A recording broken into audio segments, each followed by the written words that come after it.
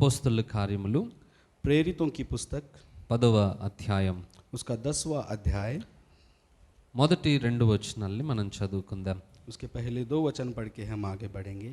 कैसरिया में कुरनेलुस नामक एक मनुष्य था जो इतालियानी नामक पलटन का सरदार था। वो भक्त था और अपने सारे घराने समेत परमेश्वर से डरता था और यहूदी लोगों को बहुत दान देता और बराबर परमेश्वर से प्रार्थना करता था। చాలు, తల వంచి కళ్ళు మూసుకుంటే ప్రార్థన చేసుకుందాం. हम अपने सर को झुकाकर आंखें बंद करके प्रार्थना करेंगे। పరిశుద్ధుడా మా ప్రియ పరలోకపు తండ్రి, నీ ఘనమైన నామానికి వందనాలు ప్రభువా. परिशुद्ध स्वर्गीय पिता, आपके बड़े नाम का हम धन्यवाद करते हैं मेरे राजा। ఈ రోజు మమ్మల్ని అందరినీ కూడా ఇలాగ నీ సన్నిధికి నడిపించినందుకు నీకు వందనాలు आज हम सबको पिता परमेश्वर आपके समीप आपने चलाया, हम आपका धन्यवाद करते हैं। ప్రభువా. పరిస్థితులు ప్రతికూలంగా ఉన్నప్పటికీ బిడ్డలు నీ సన్నిధిని ప్రేమించి ఆసక్తితో వచ్చున్నారు. परिस्थिति हमारे अनुकूल नहीं थी, फिर भी पिता परमेश्वर ये आपके बच्चे आसक्ति से आपके पास आए हैं। ఆశ కలిగిన ప్రాణాన్ని నువ్వు తృప్తిపరిచి ఉన్నావని వాక్యంలో రాయబడి ఉంది. जो आश से भरा है परमेश्वर उसे आप तृप्त करेगा, ऐसा वचन में लिखा है। ఈరోజు నీ వాక్కు చేత మాతో మాట్లాడండి ప్రభువా. आज आपके वचन के द्वारा आप हमसे बातें करें మా ప్రాణములను తృప్తిపరచండి. और हमारे प्राण को तृप्त करें। మాకు అవసరమైన మాటలను మీరు బయలుపరచండి. जिसकी जरूरत हमें है उन बातों को हमें दीजिए। దేవ, ఇక్కడ ఎవరూ కూడా ఖాళీ హృదయంతో తిరిగి వెళ్ళొద్దు నాయనా. यहाँ से कोई भी परमेश्वर खाली हृदय से वापस ना जाए। ప్రతి హృదయాన్ని మంచి నేలగా నీ వాక్యం కొరకు సిద్ధపరచండి. हर एक हृदय को पिता परमेश्वर अच्छी भूमि के समान तैयार करे। మరి ఇరువురిని కూడా ఏకాత్మ చేత నింపండి. हम दोनों को भी एक आत्मा से भर నీ दीजिए। అభిషేకమునిచ్చి వాడుకోండి. आपके अभिषेक दे के हमें उपयोग करें। ఇక్కడున్న ప్రాంతం అంతటిని నీ స్వాధీనంలోనికి తీసుకోండి. यहाँ पर इस प्रांत को सभी आप अपने स्वाधीन में लीजिए। అందరికి అర్థమైన రీతిలో నీ వాక్యాన్ని ప్రకటించే కృపను చూపమని सभी को समझ में आए इस तरह से हम वचनों को सुनाएं। యేసు నామములో ప్రార్థిస్తున్నాను यीशु తండ్రి. के नाम से हम प्रार्थना करते हैं। ఆమేన్. आमीन। హల్లెలూయా. हालेलुया। ఇక్కడ మనం చదువుకున్న ఈ యొక్క వచన భాగంలో ఒక భక్తుని చరిత్ర రాయబడి ఉంది. जिन वचनों को हमने पढ़ा है वहाँ पर एक भक्त के बारे में उसका चरित्र लिखा हुआ है।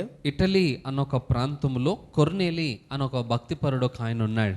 इताली यानी इसमें कुरनेलुस नामक का एक भक्ति व्यक्ति है। ఈయన ఒక అన్య జనాంగానికి సంబంధించిన వాడు. ये एक अन्य जनों में रहने वाला व्यक्ति है। ఆయన ఎలాంటి గుణలక్షణములను కలిగి ఉన్నాడో ఇక్కడ ఆయన గురించి రాయబడి ఉంది. उसके लक्षण उसके गुण कैसे है यहाँ पर लिखा हुआ है। ఈ కొర్నేలి అనేట ఆయన గురించి ఇవ్వబడిన సాక్ష్యములలో మొదటిది, ये कुरनेलुस नामक इस मनुष्य के बारे में जो गवाही है उसमें सबसे पहला ఆయన భక్తిపరుడై ఉండెను అన్న మాట రాయబడి ఉంది. वो भक्त था, ऐसा यहाँ पर लिखा हुआ है। సహజంగా ఈ కొర్నేలి చేస్తున్న ఉద్యోగానికి ఆయన పొందిన సాక్ష్యానికి సంబంధము చాలా తక్కువగా ఉంటుంది. साधारण रीति से कुरनेलुस नाम के इस व्यक्ति का जो काम है वो कारोबार और इसकी गवाही, ये दोनों के बीच में बहुत ही कम संबंध है। ఈ రోజుకి మనం చూస్తూనే ఉన్నాం సమాజంలో आज भी हम समाज में कई जगहों पर देखते हैं చాలా ఉద్యోగాలలో కరప్షన్ అనేది మనకు ఎక్కువగా కనబడతా ఉంటుంది. बहुत सारे कामों में उसमें करप्शन हमें देखने को मिलता है। అన్యాయపు పనులు అన్నమాట. अन्याय से जो काम करते हैं, లంచాలు తీసుకోవడం, और जो रिश्वत लेते हैं, మోసములను చేయడం, धोखा करने वाले, పనిని నిర్లక్ష్యంగా చేయడం, और काम को निर्लक्ष्य करने वाले, ఇలాంటి పొరపాట్లు మనం సమాజంలో చూస్తూనే ఉన్నాం. ऐसे गलतियां हम समाज में देखते रहते हैं। ఒక క్రైస్తవుడు కూడా ఏదైనా ఒక ఉద్యోగాన్ని చేయాలని అనుకున్నప్పుడు अगर कोई क्राइस्ती कोई काम करना चाहता है तो కొన్నిసార్లు తన పైనున్న అధికారులు తప్పుడు ప్రవర్తన కలిగిన వారైతే तो कुछ समय में उनके ऊपर जो अधिकारी रहते हैं वो गलत प्रवर्तना करते हैं। ఈయనకి ఇష్టం లేకపోయినా కూడా వారి బలవంతము చొప్పున ఆ పాపము చేయాల్సి వస్తుంటుంది. वो इसे पसंद नहीं होता फिर भी वो बलवंत होकर उसमें पाप में आगे बढ़ता है। ఇక్కడ ఈ కొర్నేలి చేసే ఉద్యోగం ఏంటంటే ఆయన శతాధిపతి. यहाँ पर जो कुरनेलुस है वो एक पलटन का सूबेदार है। రోమా ప్రభుత్వంలో ఒక 100 మంది సైనికుల మీద అధికారిగా ఉన్నాడు ఆయన. रोमा के प्रभुत्व में वो एक सेना के ऊपर अधिकारी है। అలాంటి అధికారి భక్తిపరుడుగా తన సాక్ష్యమును కాపాడుకోవడం చాలా కష్టం. ऐसा एक अधिकारी वो भक्त के विषय में अपनी गवाही संभालना ये बहुत मुश्किल बात है। ఎందుకంటే ఇలాంటి సంఘటననే బాప్తిస్మం ఇచ్చి యోహాను ఒక మాట మాట్లాడతాడు. क्योंकि ऐसी ही घटना एक बपतिस्मा देने वाले यूहन्ना कहते हैं। లూకా సువార్త 3వ అధ్యాయంలో लूका सुवार्ता की इसका 3रा अध्याय 14వ వచనాన్ని చూడండి ఒకసారి. और इसके 14वें वचन को हम पढ़ते हैं एक बार। लूका रचित सुसमाचार इसका 3रा अध्याय और 14वें वचन में हम देखते हैं,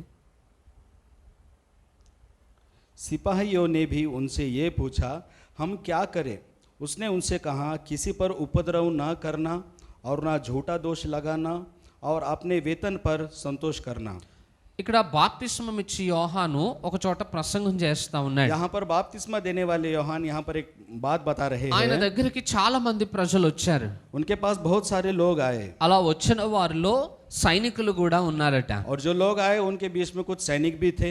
ఆ సైనికులు అడుగుతున్నారు, అయ్యా మేము రక్షణ పొందాలంటే మేము ఏం చేయాలి? वो सैनिक उनसे पूछ रहे हैं, हमें उद्धार पाना है, हमें क्या करना चाहिए? బాప్తిస్మం ఇచ్చి యోహాను వారికి హెచ్చరికనిచ్చాడు. बपतिस्मा देने वाले यूहन्ना ने उन्हें सावधानी से कहा, ఎవరిని బాధ పెట్టకండి, किसी को दोष मत लगाओ, ఎవరి మీద అపనింద వేయకండి, किसी के ऊपर उपद्रव ना करना, మీ జీతములతో మీరు తృప్తి పొందండి అని अपने అంటున్నాడు. वेतन पर संतोष करना। ऐसा అంటే उन्होंने ఎవరిని మీరు బాధ పెట్టి అన్యాయంగా వారి దగ్గర నుండి డబ్బులు లాక్కోకండి. कहा। अगर आप किसी को कष्ट देकर उसके पास से पैसे मत लेना ఎవరి మీద అన్యాయంగా నేరారోపణ మోపకండి. और किसी पर दोष मत लगाना अन्याय అంటే से। న్యాయమును తిప్పివేసేటువంటి పని మీరు ఏది కూడా చేయడానికి వీరలేదు. न्याय को बदलने वाला कोई काम आप नहीं कर सकते। మీకు జీతం వస్తుంది కదా, ఆ జీతముతోటే మీరు తృప్తి పొంది ఉండాలి. आपको जो वेतन मिल रहा है आपको उसी में संतुष्ट होना चाहिए। మీరు అలాంటి ప్రవర్తన కలిగిన వారైతేనే మీరు రక్షణను పొందగలుగుతారని వారికి హెచ్చరికనిచ్చాడు. अगर आप ऐसे प्रवर्तना करते हो तो तभी आप उद्धार पा सकते हो, ऐसे उनको सावधानी दी। ఇప్పుడు మనం చదువుకున్నటువంటి ఆ కొర్నేలి అనే భక్తుని జీవితాన్ని గురించి ఆలోచిస్తే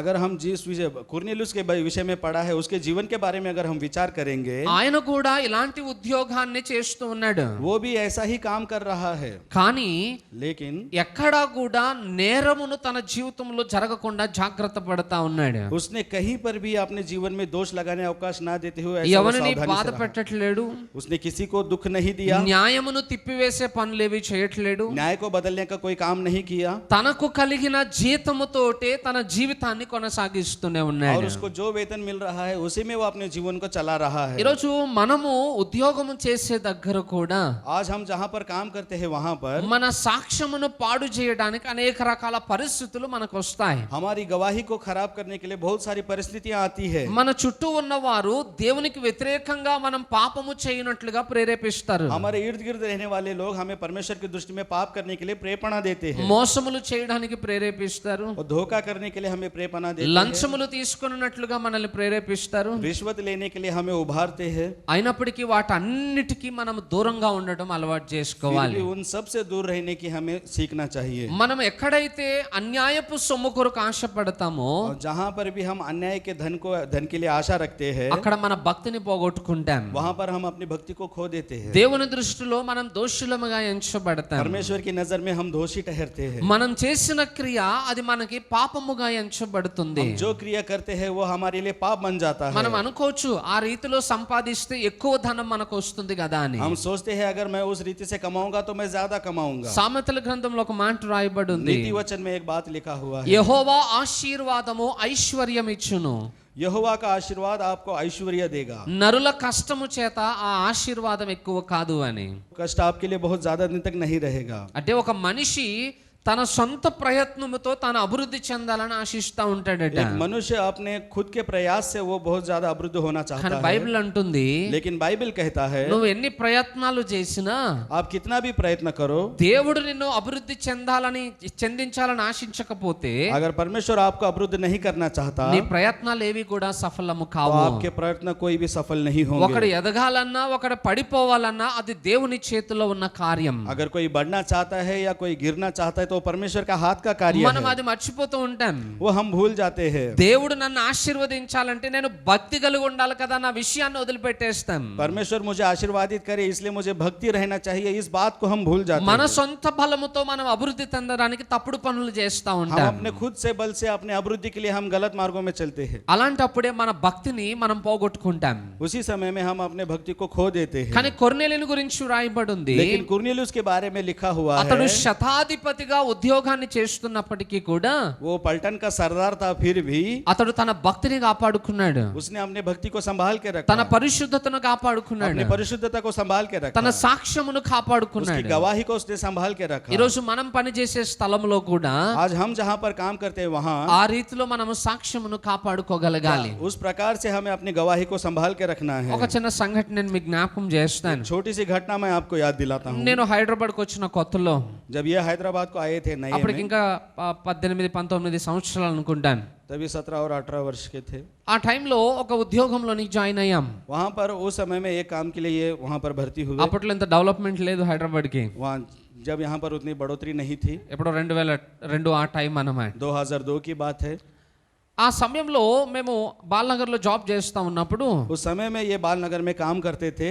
ఒక బట్టల షాప్లో నాకు ఒక బాధ్యతను అప్పగించారు. एक कपड़ों की दुकान में इनको एक जिम्मेदारी सौंपी गई थी। ఆ బట్టల షాప్లో కొన్ని బట్టలు పాడైపోయినాయి ఉంటే उस कपड़ों की दुकान में अगर कुछ कपड़े खराब हो जाते हैं, వాటిని వాష్ చేసేసి హాఫ్ రేట్ కి సేల్ చేయాలి. उसे धोकर उसे आधे कम में बेचना था। నేను నాతో పాటు ఇంకొక అక్క ఆ బాధ్యతను చేపట్టాం. ये और इनके साथ एक बहन थी, उन दोनों को ये जिम्मेदारी दी गई అప్పట్లో थी। ఒక డ్రెస్ వచ్చి ఒక 15 రూపీస్.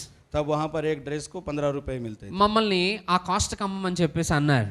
उस रेट में इनको बेचने के लिए कहा गया నాతో था। పాటు ఉన్న అక్క ఏం చేసిందంటే उनके साथ जो बहन रहती थी उन्होंने ये काम किया, ఎక్కువ రేటుకి దాన్ని అమ్మేసి उसे ज्यादा रेट में उसे बेचा। 15 రూపీస్ మాత్రమే బుక్ లో రాస్తా ఉండేది. 15 रुपए ही बुक में लिखती थी। ఎక్స్ట్రా వచ్చిన డబ్బులన్నీ ఆమె తీసేసుకునేది. जो पैसे बढ़ के आते थे वो लेती थी। సాయంత్రం షాప్ అంతా క్లోజ్ చేసి ఇంటికి వెళ్ళేటప్పుడు जब शाम में जब दुकान बंद करके घर जाते थे, దాంట్లో నాకు షేర్ ఉంటుంది అన్నమాట. तो उसमें से इनको कुछ भाग होता था। ఫస్ట్ డే నాకు 5 రూపీస్ నా షేర్. तो पहला दिन इनको 5 रुपए इनका भाग ఆమెకి मिला ఎంత था। వచ్చిందో నాకు తెలియదు, उसे कितना मिला इन्हें नहीं मालूम, ఆమెకి ఎంత తీసుకుందో నాకు తెలియదు. उसने कितना लिया इनको नहीं मालूम। ఆమెతో పాటు నేను ఉన్నందుకు నాకు 5 రూపీస్ షేర్ ఇచ్చింది అన్నమాట. उनके साथ ये थे इसलिए इनको 5 रुपए इनका भाग ఆ मिला। టైంలో నాకు పెద్దగా భక్తి ఏం లేదు, उस समय में इनको कोई बड़ी भक्ति नहीं, రక్షణ కూడా తీసుకోలేదు, उनका उद्धार भी नहीं था, సేవకుని అసలే కాదు. सेवक बिल्कुल ही नहीं था। అయినా కూడా फिर भी చిన్నప్పటి నుండి నేను నేర్చుకున్నటువంటి చిన్న చిన్న దైవికమైన పాఠాలు बचपन से ही इन्होंने छोटी छोटी दैविक बातें सीखी थी। హృదయంలో ఒక భయాన్ని పుట్టించాయి. उनके दिल में उनको एक डर उत्पन्न होने ఇది लगा। పాపము చేత సంపాదించిన సొమ్ము. ये पाप के द्वारा कमाए हुए धन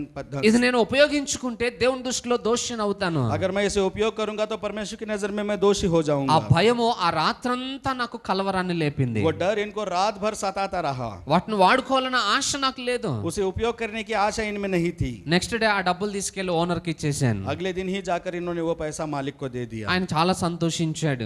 वो बहुत खुश हुए। నెక్స్ట్ డే अगले दिन 10 రూపీస్ నా షేర్ అన్నమాట. 10 रुपए इनको मिला। అప్పట్లో 5 రూపీస్ అంటే ఎక్కువే. उस समय में 5 रुपए बहुत ज्यादा था। ఫస్ట్ డే ఇచ్చేసాను, पहले दिन दे दिया, సెకండ్ డే డబుల్ వచ్చింది నాకు అమౌంట్. दूसरा दिन डबल आया इनको ఇప్పుడు अमाउंट। 10 రూపీస్ ఇవ్వాలా నేను వాడుకోవాలా, ఒక పోరాటం.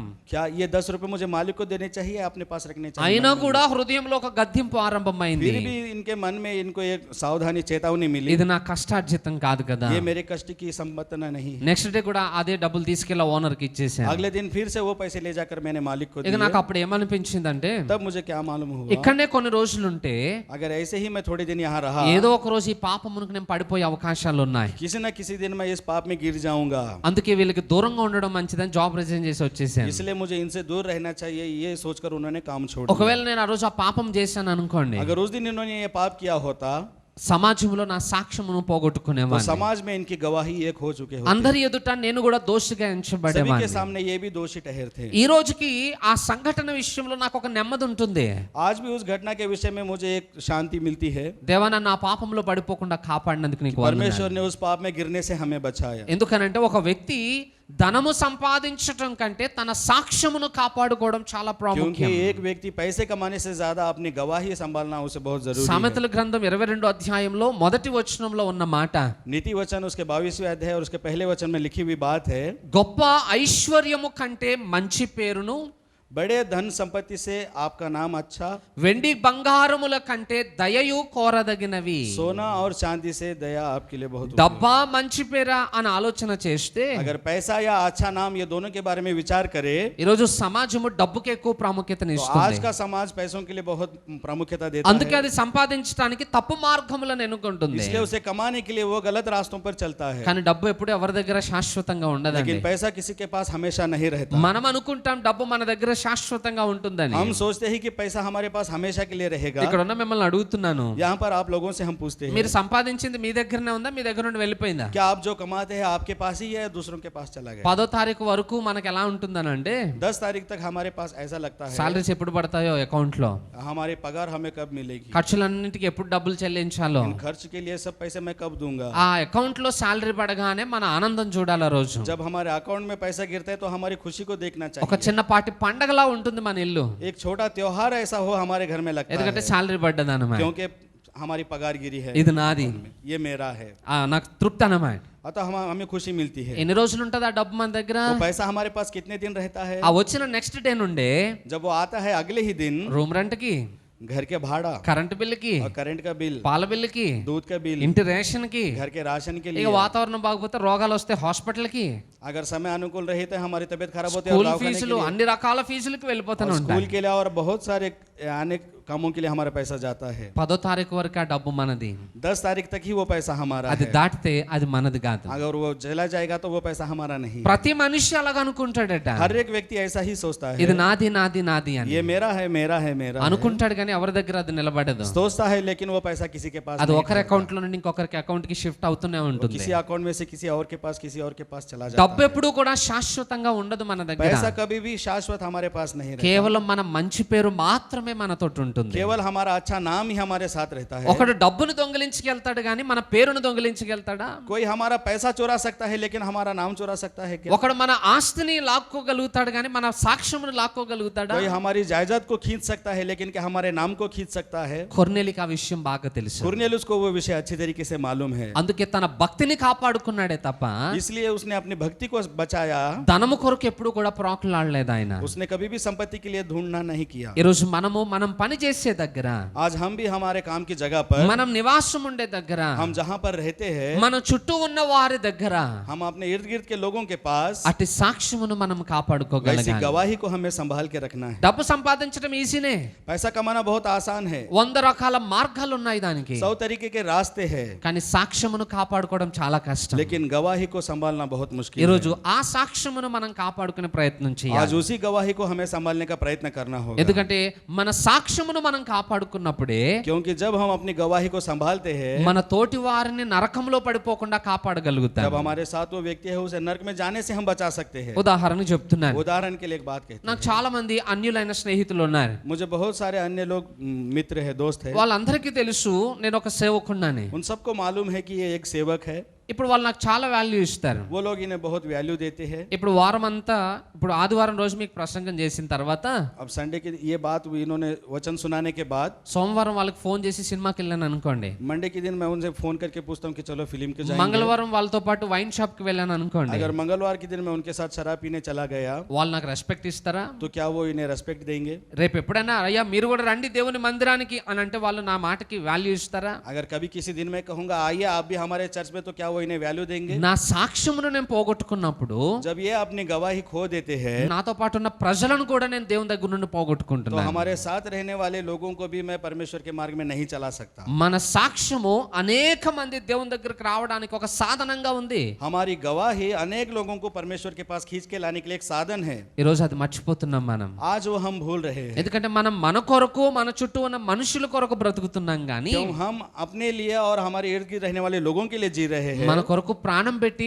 ఆయుష్కాలం ఇచ్చిన దేవుని కొరకు మనం బ్రతుకుతున్నామా? हमारे लिए जिसने अपने प्राणों को दे के हमें आयुष्य दिया, ऐसे परमेश्वर को हम भूल रहे हैं। నిజంగా మనం దేవుని కొరకు బ్రతికే వాళ్ళమైతే దేవునికి విరుద్ధంగా పాపం చేయలేం. अगर सच्चाई में हम परमेश्वर के लिए जीने वाले हैं तो परमेश्वर के विरुद्ध हम पाप नहीं कर सकते। కొర్నేలి దేవుని కోసం బ్రతుకుతున్నాడు. कुरनेलियुस परमेश्वर के लिए जी रहा है। గొప్ప విషయం ఏంటో తెలుసా? उसमें बड़ी बात यह है ఆయన క్రైస్తవుడు కాదు, वो क्रिश्चियन नहीं है, యూదుడు కాదు, वो यहूदी नहीं है, పైగా దేవుని ధర్మశాస్త్రమును తెలిసిన వాడు కూడా కాదు. वो परमेश्वर का धर्मशास्त्र मालूम करने वाला व्यक्ति भी ఒక नहीं है, అన్య జనాంగములో ఉన్నవాడు वो एक अन्य जन में रहने वाला व्यक्ति తనకు है। తెలిసిన దాంట్లో నమ్మకంగా ఉంటున్నాడు. उसे जो मालूम है उसी में वो विश्वास योग्य बना रहा। వాక్యం తెలిసిన మనము, जो हमें वचन मालूम है, हम దేవుని మందిరానికి వచ్చే మనము परमेश्वर के मंदिर में आने वाले हम అలాంటి భక్తిని కనుపరచలేకపోతూ ఉన్నారు. ऐसी भक्ति हम नहीं दिखा पाते। మన చుట్టూ ఉన్నవారు మనం భక్తి పరులనే సాక్ష్యాన్ని మన గురించి ఇవ్వగలుగుతారా? हमारे इर्द गिर्द रहने वाले लोग क्या कह सकते हैं ये भक्ति व्यक्ति है? మన భక్తిని వారు మెచ్చుకోగలుగుతారా? क्या हमारे भक्ति को वो प्रशंसा देते हैं, అలా మెచ్చుకోకపోతే మనం తప్పు చేసిన వారమే. अगर वो हमारी भक्ति की प्रशंसा नहीं करते तो हम गलत करते हैं। కొర్నేలి భక్తిపరుడైన సాక్ష్యాన్ని పొందాడు. कुरनेलियुस भक्ति है, ये उसने गवाही पाई, ఆయన గురించి ఇవ్వబడిన మరొక సాక్ష్యం और उसके बारे में और एक गवाही दी गई 2వ है। వచనంలో రాయబడి ఉంది, दूसरे वचन में दिया गया है, అతడు తన ఇంటి వారందరితో కూడా దేవుని యందు భయభక్తులు కలిగిన వాడు. वो अपने घराने समझ परमेश्वर की भया भक्ति करता था। నా భక్తిని నేను కాపాడుకోవడం అనేది పర్వాలేదు, నడుస్తుంది, నా వైపు నుండి సాధ్యమే అది. मेरी भक्ति को मैं संभाल रहा हूँ, ये मेरे हाथ में है, ये साध्य बात है, ఎందుకంటే నా నిర్ణయం మీద నా జీవితం ఆధారపడి ఉంటుంది కాబట్టి నాకు నచ్చినప్పుడు చేసుకుంటూ వెళ్ళిపోతాను. क्योंकि मेरे निर्णय पे मेरा जीवन कैसा चलना है आधार होता है, इसलिए खाने- मैं अपने वचनों पर चलता हूँ। కుటుంబం అంతటిని భక్తిలో నడిపించటం అంటే అది చాలా కష్టమైన పని. लेकिन पूरे परिवार को भक्ति में चलाना ये बहुत कष्ट की बात है। ఇంట్లో నలుగురు ఉన్నారనుకోండి, घर में अगर 4 व्यक्ति है, सोचिए నలుగురికి 4 రకాల ఆలోచన విధానాలు ఉంటాయి. 4 लोगों को 4 प्रकार के विचार होते हैं। భర్త ఒకటి ఆలోచిస్తాడు, భార్య ఒకటి ఆలోచిస్తుంది, पति एक विचार करता है, पत्नी एक विचार करती है, పిల్లలు ఇంకొక రీతిలో ఆలోచిస్తారు. और बच्चे दूसरा विचार करते हैं। ఇప్పుడు వీళ్ళందరినీ ఒక భక్తి మార్గంలోనికి నడిపించాలనంటే చాలా కష్టమైన పని. अब इन सभी को भक्ति के मार्ग में चलाना ये बहुत बड़ी मुश्किल का काम है। అందరూ ఏకీభవించకపోతే ఒక భక్తి కార్యము జరగడం కష్టం. अगर ये सभी लोग उनको विधेयता नहीं देंगे तो भक्ति में चलना बहुत मुश्किल होगा। భర్త రండి ప్రార్థన చేసుకుందాం అన్నాడు అనుకోండి, पति कहता है आइए हम सब मिलकर प्रार्थना करेंगे। భార్య కూడా భక్తి పరురాలు అయితే వచ్చి ప్రార్థన చేస్తుంది. अगर पत्नी भी भक्ति में चलने वाली है तो वो प्रार्थना करेगी। ఆమె కొంచెం భక్తిలో బలహీనంగా ఉందనుకోండి, अगर वो भक्त में बलहीन है समझिए, నువ్వు చేసుకోలే, నాకు వంట అయిపోయిన తర్వాత వచ్చి చేసుకుంటాను నేను. आप प्रार्थना कीजिए, मैं खाना पकाने के बाद आ जाऊंगी। పిల్లల్ని పిలుస్తాడు, మీరన్నా రండి ప్రార్థన చేసుకుందాం. बच्चों को बुलाते हैं आइए हम प्रार्थना करेंगे। మేము ఆల్రెడీ చేసేసుకున్నాంలే, నువ్వు చేసుకోగా. बच्चे कहते हैं हमने प्रार्थना कर ली, आप कर लो। అంటే ఒక ఇంటిని ఒక మార్గంలో నడిపించడం చాలా కష్టం. एक घर को एक मार्ग में चलाना बहुत मुश्किल है। ఎవరి మనస్తత్వాలు వాళ్ళకు ఉంటాయి, किसका मन कैसा है उसी को मालूम होता వాటన్నిటినీ ఒక మార్గంలో నడిపించగలిగింది కేవలం భక్తి ఒకటే. है। उन सभी को एक मार्ग में चलाने वाला केवल पति होता ఈరోజు है। చాలా కుటుంబాల్లో ఉన్న సమస్య అదే. आज कई परिवारों में यही समस्या है। కుటుంబం అంతా కలిసి దేవుని మందిరానికి వచ్చే వాళ్ళు చాలా తక్కువ. परिवार के साथ मिलकर परमेश्वर के मंदिर में आने वाले लोग बहुत कम है। ఎవరో ఒకరు వస్తారు, ఇద్దరు వస్తారు, లేకపోతే ఎవరు ఉండరు. ఇంకా कोई एक आता है या कोई 2 आते भी है, कोई भी नहीं है। అలాంటి ఇంటిలో భక్తిని కాపాడుకోవడం చాలా కష్టం. ऐसे घर में अपने भक्ति को संभालना बहुत मुश्किल बात है। కానీ కొర్నేలి జీవితంలో ఉన్న గొప్ప విషయం, लेकिन कुरनेलियुस के जीवन में एक बड़ी बात ఆయన है, భక్తిపరుడై ఉన్నాడు, वो भक्तिमान था, తన ఇంటి వారందరినీ భక్తి మార్గంలో నడిపిస్తా अपने ఉన్నాడు. पूरे परिवार को भक्त के मार्गों में चला रहा అలాగని బలవంతం పెట్టి చేయట్లేదు, वो यही कह के वो जबरदस्ती नहीं कर रहा था, లేదా వారి మీద అధికారమును చలాయించట్లేదు. क्या उनके ऊपर वो अपना अधिकार नहीं दिखा रहा था। తాను భక్తిపరుడై ఉన్నాడు గనుక वो भक्तिमान है इसलिए తాను చెప్పే ప్రతి మాటకి కుటుంబం విలువనిస్తుంది. जो वो कहता है उसके हर एक बात को उसका परिवार उसी विधेयता देता था। సో నేను అదే కుటుంబ యజమానులకి చెప్తున్నాను, तो परिवार के मालिकों को हम कहते हैं, ఈరోజు మీరు అటు సాక్ష్యాన్ని కలిగి ఉండగలుగుతున్నారా? आप आज के दिन ऐसी गवाही को पाले हुए हैं। మనకు మనం భక్తి కలిగి ఉండడం మంచి విషయమే, हम अपने आप में भक्ति है ये बहुत अच्छी बात है, కానీ మన కుటుంబాన్ని కూడా భక్తి మార్గంలో నడిపించవలసిన బాధ్యత యజమానిదే. लेकिन हमारे परिवार को ही भक्ति के मार्गों में चलाने उस परिवार के यजमान की जिम्मेदारी है। అందుకే యజమాని ఎలా ఉంటాడో దానిని బట్టే కుటుంబం ఆయనకి గౌరవిస్తుంది. इसलिए परिवार का यजमान जैसा होता है उसी के द्वारा परिवार उसको सम्मान देता है। ఇక్కడ కొర్నేలి తన ఇంటి వారందరినీ గెలవగలిగాడు అని అంటే, यहाँ पर कुरनेलियुस अपने परिवार को जीत पाया है, इसका కొర్నేలి कारण ये తన है ప్రవర్తనను కాపాడుకోవడానికి చాలా కష్టపడి ఉంటాడు. उसने अपनी प्रवर्तना को संभालने के लिए बहुत कष्ट किया है। ఎందుకంటే నేను చేసినప్పుడే ఎదుటి వారికి చెప్తే దానికి లోబడతారు వాళ్ళు. क्योंकि जब मैं करता हूँ दूसरे को बताता हूँ तभी वो मेरे अधीन होगा। నేను చేయని పనిని ఎవరికైనా చెప్తే ఎవరు కూడా లోబడరు దానికి. अगर मैं नहीं करता दूसरे को कहता हूँ तो कोई मेरी बात नहीं కొర్నేలి ప్రార్థనా పరుడు గనుక कुरनेलियुस प्रार्थना करने वाला व्यक्ति था, తన ఇంటి వారు కూడా ప్రార్థన చేస్తున్నారు. इसलिए उसके परिवार को लेकर वो प्रार्थना कर కొర్నేలి रहा భక్తి था। పరుడు గనుక कुरनेलियुस भक्तिमान था, తన ఇంటి వారు కూడా భక్తి కలిగి इसलिए జీవిస్తున్నారు. उसके परिवार भी भक्ति में जीवन जी रहे थे। ఈ రోజు మన కుటుంబ విషయంలో మన సాక్ష్యం ఏంటి? आज हमारे परिवार के विषय में हमारी गवाही क्या है? మన కుటుంబాన్ని ఎలా నడిపించుకోగలుగుతున్నాం? हमारे परिवार को हम कैसे चला रहे हैं? కుటుంబంలో ఒక్కరు భక్తిహీనులున్నా अगर हमारे परिवार में अगर एक भी भक्तिहीन है సాతానికి మన ఇంట్లోనికి ద్వారం తెరిచినట్లే. तो शैतान को हमारे घर में हम दरवाजा खोल ఏదో देते ఒక శోధన మన ఇంట్లో పెడతానే ఉంటాడు, हैं। कोई ना कोई मुश्किल हमारे घर में आ जाती है, కలహమును రేపుతా ఉంటాడు, हमारे बीच में वो झगड़े पैदा करेगा, సమాధానాన్ని దొంగిలిస్తా ఉంటాడు. हमारे समाधान को वो खींच लेगा। అలాంటి స్థితి రాకుండా ఉండాలంటే अगर ऐसी परिस्थिति हमारे बीच में ना आए इसलिए ప్రతి యజమాని తన కుటుంబం యొక్క భక్తి కొరకు ప్రాకులాడాలి. हर एक यजमानी अपने परिवार के भक्ति के लिए उसे गिड़गिड़ाना తన चाहिए। కుటుంబము భక్తి కలిగి జీవించినట్లుగా దేవుని సన్నిధిలో పోరాడుతూ ఉండాలి. मेरा परिवार मेरे भक्ति में परमेश्वर की भक्ति में जिए, इसलिए उसे परमेश्वर से प्रार्थना करनी चाहिए. నిత్యము దైవికమైన విషయాలు వారికి బోధించి వారిని భక్తిలో నడిపించగలగాలి. नित्य दैविक विषय अपने बच्चों को सिखाते हुए उन्हें मार्गों में चलाना चाहिए. అలా చేయకపోతే కుటుంబాన్ని మనం పోగొట్టుకోవాల్సి अगर వస్తుంది. ऐसा हम नहीं करते तो हम अपने परिवार को खो देते हैं. కానీ కొర్నేలి తన ఇంటి వారందరితో దేవుని యందు భయభక్తులు కలిగి लेकिन ఉన్నాడు. कुरनेलियुस अपने पूरे परिवार के साथ परमेश्वर के यहाँ నెక్స్ట్ भक्ति में था. మూడవ విషయం, और तीसरी बात, అతడు ప్రజలకు బహుధర్మము చేయువాడట. और वो लोगों को बहुत दान देता था. ఆయనకు వచ్చేదే జీతం, उसे जो आता था वही संपत्ति. లంచాలు అలాంటివి ఏం తీసుకోవట్లేడు. वो कोई रिश्वत नहीं लेता था. ఆ వచ్చిన జీతంలో నుండి उसे जो वेतन मिलता था ఎదుటి వారికి ధర్మం చేస్తా ఉన్నాడు. वो सामने वाले को दान देता था. ధర్మము అని అంటే ఉన్న దాంట్లోంచి ఇవ్వడం. दान यानी कि उसके पास जो है उसमें से देना. అక్కడ బహుధర్మము అని రాయబడి ఉంది. वहां पर बहुत दान देता था, ये लिखा శక్తికి हुआ है. మించి సహాయం చేస్తున్నాడు वो అన్నమాట. अपनी संपत्ति से भी ज्यादा वो दान देता था. అది చాలా కష్టమైన పని. वो बहुत मुश्किल काम है. మీరు ఏదైనా ప్రయాణంలో ఉన్నప్పుడు आप किसी यात्रा में है, ప్రతి సిగ్నల్ దగ్గర కొంతమంది భిక్షం ఎత్తుకునే వాళ్ళు వస్తా हर एक ఉంటారు. सिग्नल के पास भीख मांगने वाले आपके पास आते हैं. కొద్ది గొప్ప మనకి వాక్యం తెలుసు కాబట్టి, हमें थोड़ा बहुत कुछ वचन मालूम है, इसलिए పేదలను పోషించాలి కాబట్టి गरीबों को हमें पालना चाहिए, इसलिए ఒక చోట 10 రూపాయలు సహాయం చేస్తాం. एक जगह पर हम 10 रुपए दान देते हैं. హైదరాబాద్ మొత్తంలో ఒకటే సిగ్నల్ లేదు కదా. हैदराबाद में एक ही सिग्नल नहीं है, ప్రతి 2 కిలోమీటర్లకు ఒక సిగ్నల్ ఉంటుంది. हर 2 किलोमीटर में एक सिग्नल है. ఇప్పుడు ఆ సిగ్నల్ దగ్గరికి వెళ్ళిన తర్వాత అక్కడ కూడా వస్తారు మన దగ్గరికి చేయి చాపుకుంటూ. अगले सिग्नल पे जाने के पास वहां पर भी कुछ भिखारी आते हैं. ఇక రెండోసారి కూడా ఓపిక తోటి ఇంకొక 10 రూపీస్ సహాయం చేస్తాం. और हम सहनता से क्या करते हैं, और एक 10 रुपया देते हैं. థర్డ్ సిగ్నల్ దగ్గర तीसरे सिग्नल के पास మరలా వస్తారు, फिर आते हैं हमारे पास. అప్పుడు కూడా చేయగలుగుతారా?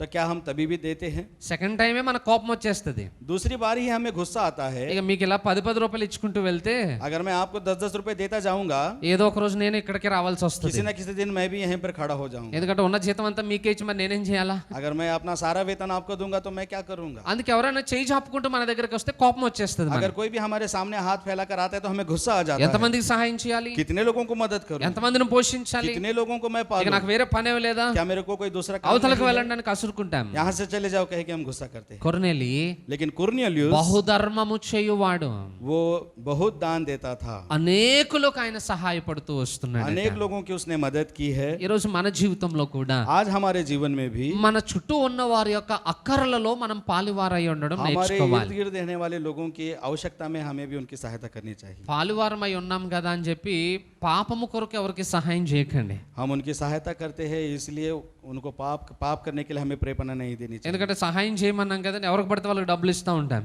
लेकिन मदद करनी चाहिए, ये सोचते हैं जिसको चाहे उसे हम पैसा नहीं दे सकते. కొన్నిసార్లు ఆ సహాయం ఎదుటివాడు పాపం చేయడానికి ఉపయోగపడుతుంది. कुछ समय में जिसकी हम सहायता करते हैं वो पाप करने के लिए भी ఒకసారి ఒక प्रेरणा ప్లేస్ లో నేను నిలబడి ఉన్నాను. एक स्थान में मैं खड़ा हुआ था. ఒక ఆయన నా దగ్గరకు వచ్చి ఒక 50 రూపీస్ అడుగుతా ఉన్నాడు. एक व्यक्ति इनके पास आकर 50 रुपए इनसे पूछ रहा సార్ నా था. పర్స్ పోగొట్టుకున్నాను, నేను मैंने अपना पर्स खो दिया है, డబ్బులు లేవు నాకు मेरे వెళ్ళడానికి, पास पैसे नहीं है जाने నాకు के लिए, టికెట్ కోసం నాకు డబ్బులు కావాలి. मुझे टिकट के लिए पैसे चाहिए.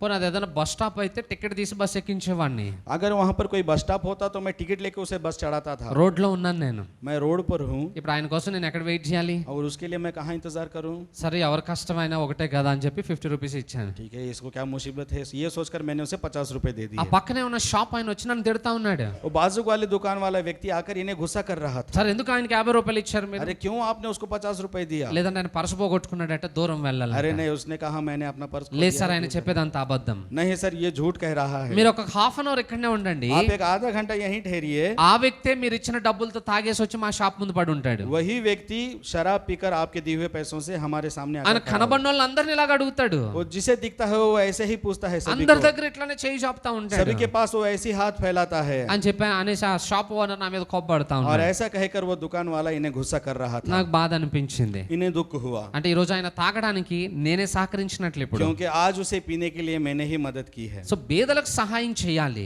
गरीबों की सहायता हमें करनी కానీ चाहिए అవసరాన్ని గుర్తించి చేయాలి. और उनकी आवश्यकताओं को जांच के हमें उनकी सहायता అంతేగాని करनी है. తాగేవానికి, ऐसे ही हम किसी पीने वाले విచ్చలవిడి को అలవాట్లు కలిగిన వాడికి మనం డబ్బులు సహాయం और చేయడం ऐसे తప్పు. ही बुरे आदतों के व्यक्ति को हम सहायता नहीं कर सकते. ఎందుకంటే కొన్నిసార్లు ఇలాంటి వారి వలన నిజంగా అవసరం ఉన్న వాళ్ళకి సేవ చేసే విషయంలో మన హృదయం కఠినమైపోతుంది. क्योंकि कई बार ऐसे व्यक्तियों के द्वारा सच्चाई में जिसको मदद चाहिए उसकी हम नहीं कर पाते. సో అందుకే యోగ్యుడైన వానికి మనం సహాయం చేయడం इसलिए నేర్చుకోగలగాలి. जो योग्य है हमें उसकी सहायता करनी है. ఎందుకంటే దేవుడు మనకి ఆశీర్వాదం ఇస్తాడు మనం ఇతరులని ఆశీర్వదిస్తే. क्योंकि परमेश्वर हमें आशीर्वाद देगा, अगर हम दूसरों को देंगे तो वो हमें देगा। కొన్నిసార్లు మన పిడికిలు బిగిపట్టేస్తాం, कभी कभी हम अपनी मुट्ठी को ऐसे ही रखते हैं, అందరికి ఇచ్చేస్తే నాకేముంటుందిలే అనుకుంటాం. तू सबको दे दूंगा तो मेरे पास क्या रहेगा। లేదు లేదు, మనం ఇవ్వడం అలవాటు చేసుకుంటే దేవుడు మనకి ఇవ్వడం అలవాటు नहीं नहीं, చేసుకుంటాడు. अगर हम देना आदत करेंगे तो परमेश्वर भी हमें देगा। అందుకే కొర్నేలి బహుధర్మమును చేయువాడు. इसलिए कुरनियुस बहुत दान देता था, ఆయనకు ఒక మంచి అలవాటు ఉంది. उसको एक बहुत अच्छी आदत है।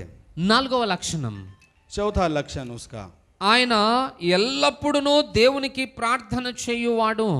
वो सर्वदा परमेश्वर से प्रार्थना करता था। ఆయనకున్న 4వ లక్షణం ఏంటంట? उसका चौथा लक्षण क्या है?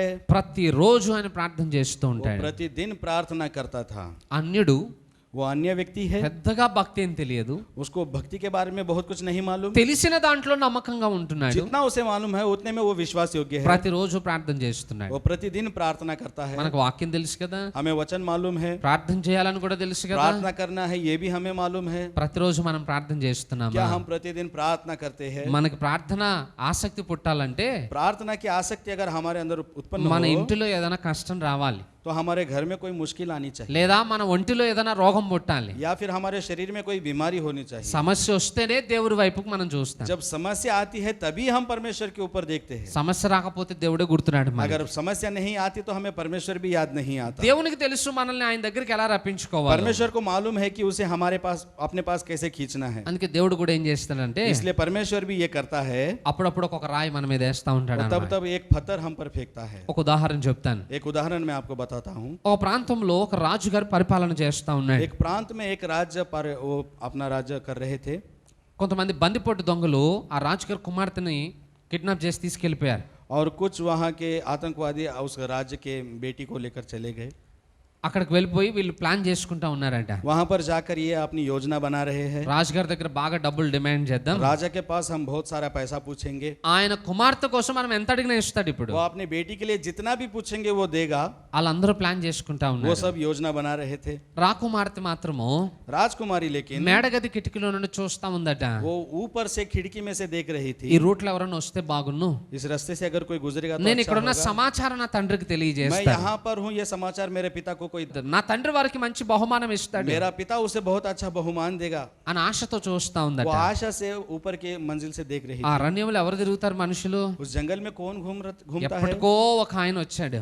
या कभी एक व्यक्ति वहां पर आया, ఇప్పుడు ఆయనేమో పైకి చూడడు, वो ऊपर नहीं देख रहा। పిలిస్తేనేమో దొంగలకు తెలిసిపోతుంది. अगर वो पुकारेंगे तो चोरों को मालूम पड़ जाएगा। ఏం చేయాలని ఆలోచించి क्या करना है ये सोचकर ఆమె ఒంటి మీద ఉన్న నగలు తీసి ఒకటి కింద వేసిందట. उसने अपने ऊपर का एक नेकलेस निकाल के नीचे फेंका। అరే కింద ఏదో పడిన శబ్దం రాగానే ఆయన కింద వెతుకుతా ఉన్నాడు. अरे नीचे कुछ गिरा, ये सोचकर वो व्यक्ति नीचे देख रहा था। బంగారం దొరికింది. सोना उसे मिला, కళల ప్రపంచంలోనికి వెళ్ళిపోయాడు. वो ख्वाबों में चला गया।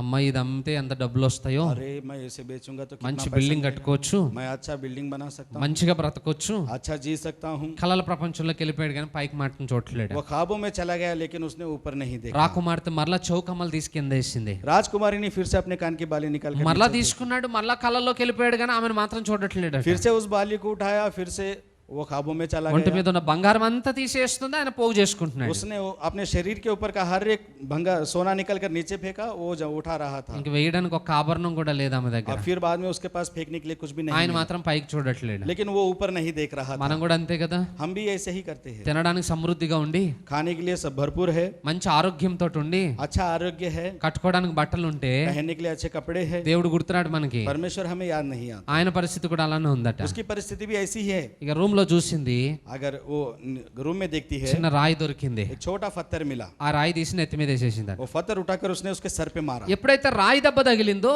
जब उसे वो पत्थर का मार लगा, ఎవరేసారా ఈ రాయి అని అప్పుడు పైకి చూసాడట. अरे ये पत्थर किसने फेंका कह के तब उसने ऊपर देखा। దెబ్బ తగిలితే గాని పైకి చూడాలని ఆశ రాలేదు ఆయనకి. जब तक उसे मार नहीं लगा तब तक उसने ऊपर नहीं బంగారం देखा। దొరికినంత సేపు పోగు చేసుకున్నాడు కానీ పైకి చూడలేదు. जब तक उसे सोना मिला, सोने को जमा कर रहा था। దెబ్బ తగిలినప్పుడే దేవుడు ఆ పైన ఉన్న ఎవరు వేసారని రాయి చూశాడు. అప్పుడు जब उसे मार लगा तभी उसने ऊपर देखा। దేవుడు కూడా అంతే. परमेश्वर भी ऐसा ही करता है। మామూలుగా ప్రార్థన చేయమంటే మనం ఎందుకు చేస్తాం? साधारण हमें प्रार्थना करने के लिए कहा तो हम क्यों प्रार्थना करते हैं? అందుకే దేవుడు అప్పుడప్పుడు ఒక రాయి వేస్తాడు तब అన్నమాట. तब परमेश्वर एक पत्थर हम पर ఆ फेंकता రాయి వేయగానే దేవుడు గుర్తొస్తాడు మనకి. है। वो पत्थर फेंकते ही परमेश्वर हमें याद आ जाता है। ప్రభువా నన్ను స్వస్థపరచు నాయన, प्रभु मुझे ठीक करो, ప్రభువా నన్ను బాగు చేయి, ప్రభువా प्रभु मुझे ठीक करो, ప్రభువా నన్ను ఆశీర్వదించు నాయన. प्रभु मुझे आशीर्वादित करो। దేవునికి అది కావాలి. परमेश्वर को वो తన चाहिए। బిడ్డలు తనతో సమయం గడపడం దేవునికి కావాలి. उसके बच्चे उसके साथ समय बिताए, ये परमेश्वर को चाहिए। తన బిడ్డలు తన మీద ఆధారపడడం దేవునికి కావాలి. उसके बच्चे उसके ऊपर आधार पड़े, ये उसे चाहिए।